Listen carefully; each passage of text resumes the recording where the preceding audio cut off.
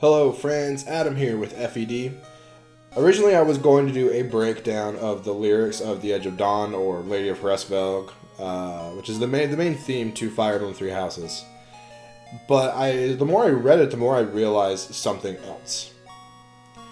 That the character of Edelgard, which that's the perspective that the song is sung from.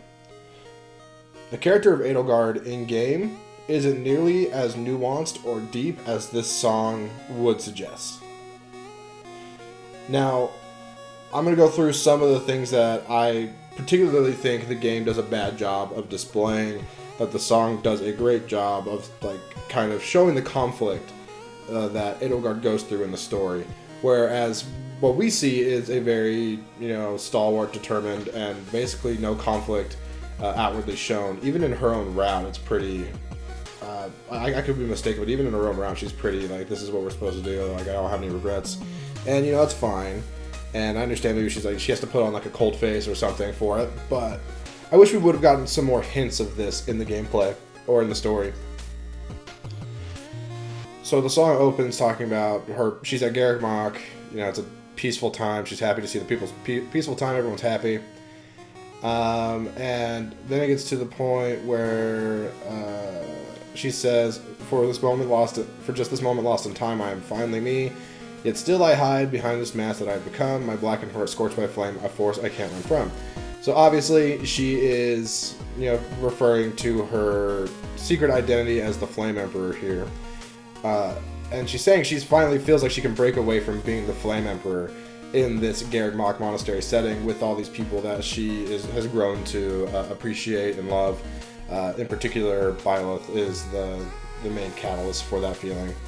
And I feel like the game does a good job of displaying that. And I wish it would have done a better job. I think it could have been really cool to see her be a more conflicted villain than what she was in the story.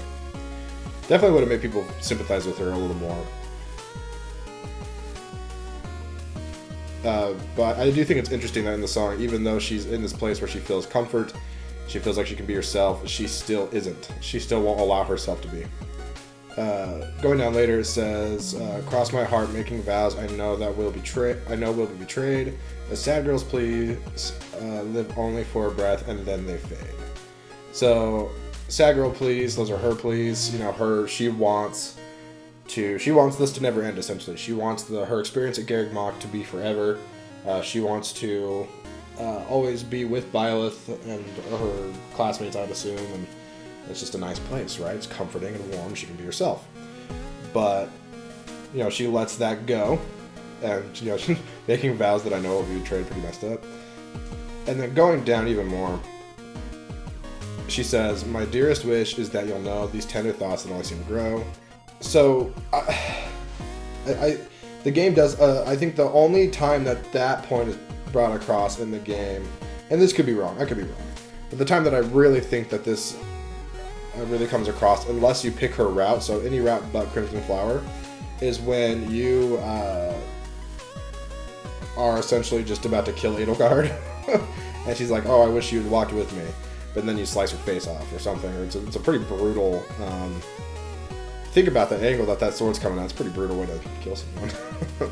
She just wants Byleth to like her and be with her. It's interesting. Now, I wish that the game did a better job of conveying that Edelgard was conflicted. At times, at the very least. Did a better job of, her just, I don't know if I can do this. I don't know, some more, personal moments. But I think part of the problem with that is that Three Houses felt the need to have Byleth in every situation that we're learning the story in.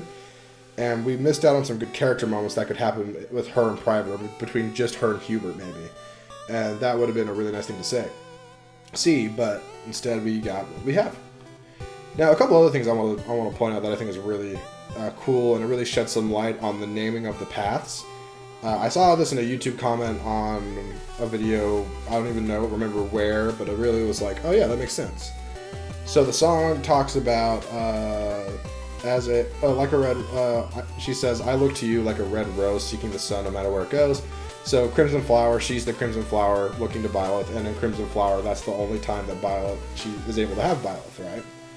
that's kind of cute. So therefore, the route's called a Crimson Rose. She is Crimson Flower, she is the red rose. Then later on, it talks about, my dearest wish is that you'll know the tender thoughts that only seem to grow. They are as snow melting away, yet seeking your warmth, if only for a day.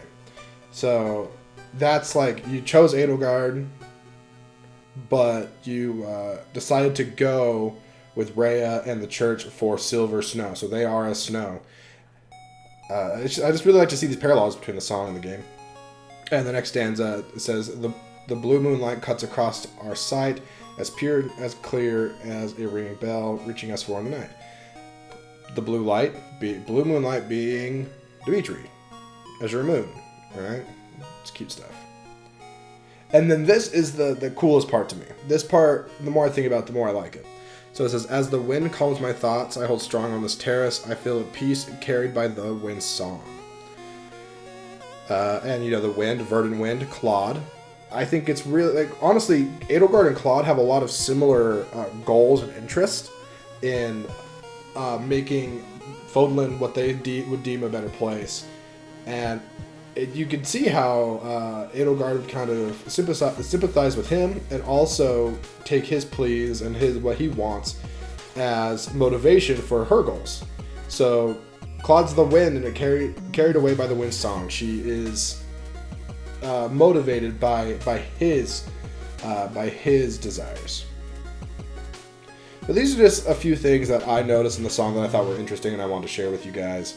I'm not like some English major or some doctor of poetry or something. I had an English professor who he's like, you can call me Dr. So-and-so. And we're like, oh, okay, sorry. And he's like, yeah, I have a doctorate in poetry. And I know getting a doctorate in anything is hard work. I get that. But I don't know why. To me, it was just funny. Doctorate in poetry compared to I don't know, a doctorate in any other English study. I don't know, doctorate in poetry just made me laugh. It was so him, and it would fit the professor perfectly. And the fact that he made us call him doctor rather than professor was a whole thing too. Really funny. Anyways, that'll do it for this video. Make sure to like, comment, subscribe, all that good stuff. Tell me what you think about the song and what you think different things represent. Again, I'm just kind of spewing things out that I've read and noticed, and maybe you're completely wrong about how I interpret them. I think they're interesting. But yeah, thanks for watching, and have a good day, guys.